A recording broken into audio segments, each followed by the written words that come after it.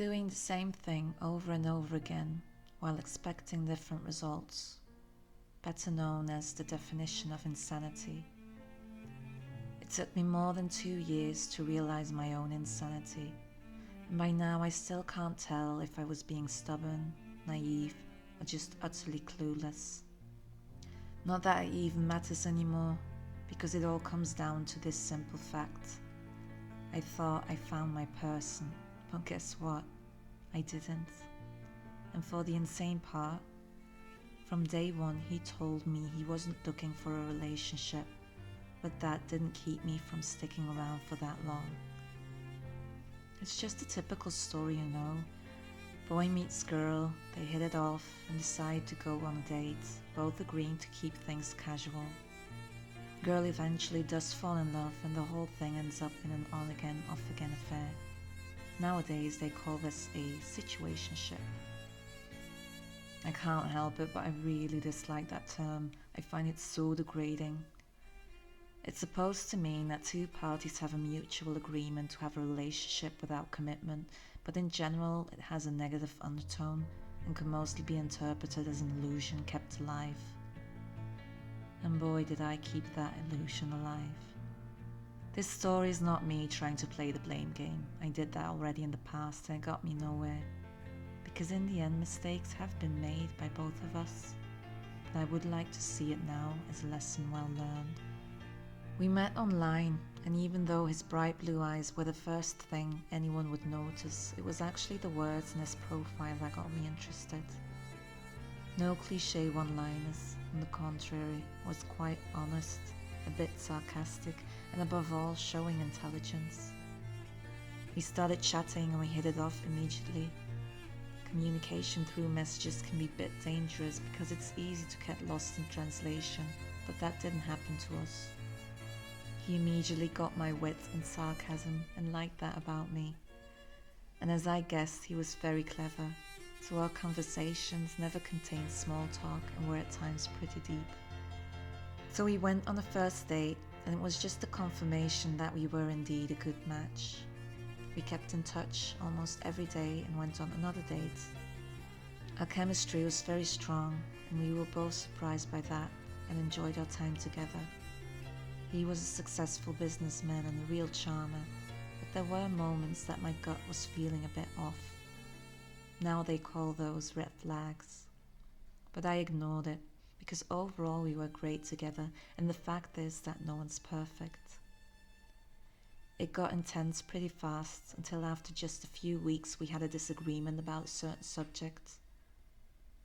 I strongly feel that everyone is entitled to their own opinion, but in this case it was something that made me doubt his character. Up to the point I did question if he was the kind of person I wanted to get involved with. So I broke it off, which wasn't easy because of the connection we felt, but I thought it was for the best. He never tried to stop me and just respected my decision, which did hurt my ego a bit, but at least we didn't end it on bad terms. So I decided to let it go. 9 months later, I came across his number in my phone and decided to send him a message. I was curious how he was doing. He seemed very happy to hear from me, and we started talking again on a daily basis. The chemistry we had was back almost instantly, and so was the intensity. We both still weren't looking for a serious relationship, so we agreed to keep seeing other people. And it worked for a while.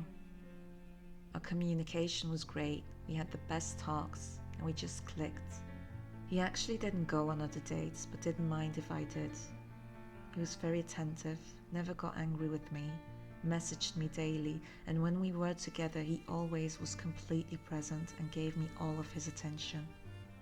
But for some reason, I just couldn't lose that gut feeling inside.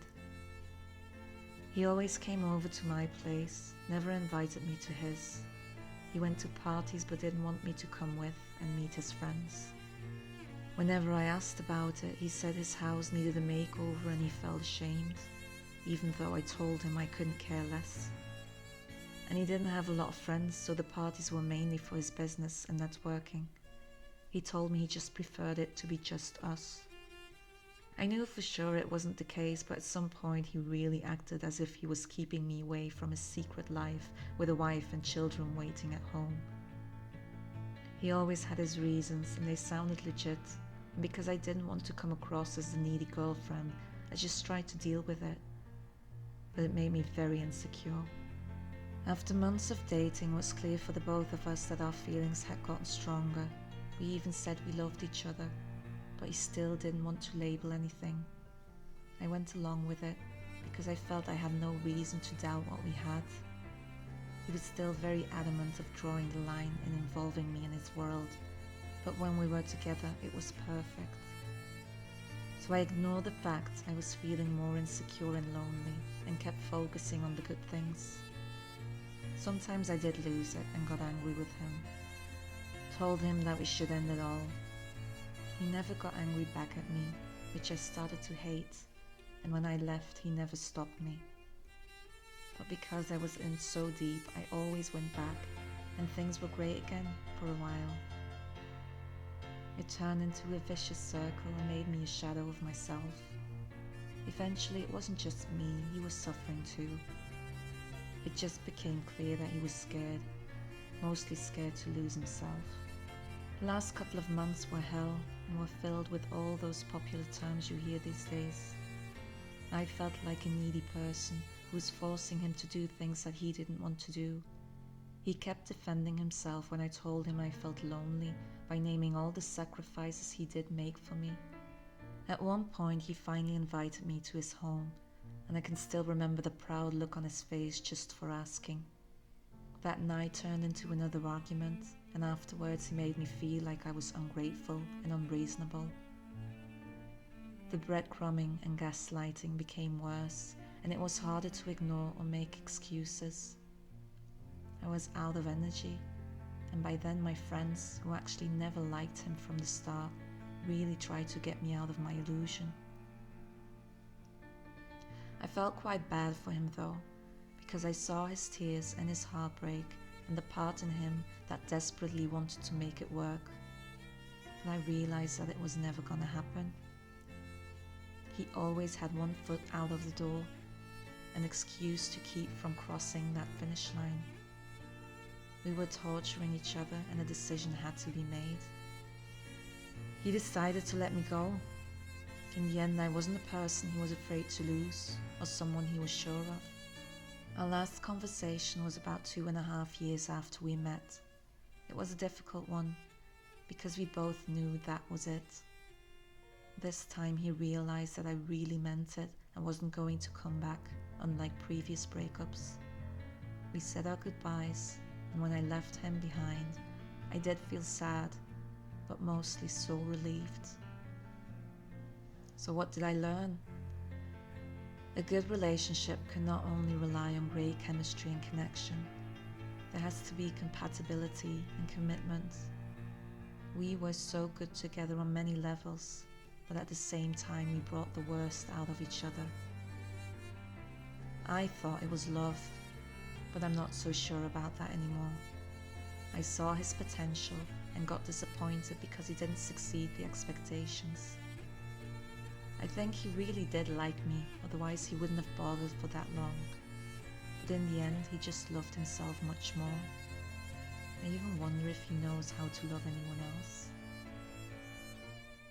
I know now to listen when someone tells you they don't want a relationship, instead of hoping he will change his mind when he realizes how great I am. Relationships can be hard work, but not to this extent. You should never have to bend over backwards for someone to recognize what catch you are. Listen to your gut feeling, and don't always hastily ignore the red flags. Be clear at expressing your feelings and insecurities. Never let anyone else do that for you or blame you for being honest. Because I learned so much from this experience, I don't have a lot of regrets, but honestly it does scare me a bit. I believe we all have some narcissistic traits inside of us, a bit of manipulative skills. I wouldn't want to lose myself again for not recognizing the signals, but I also don't want to build a high wall because of that. So for now, I will just keep focusing on myself and I'm sure time will tell.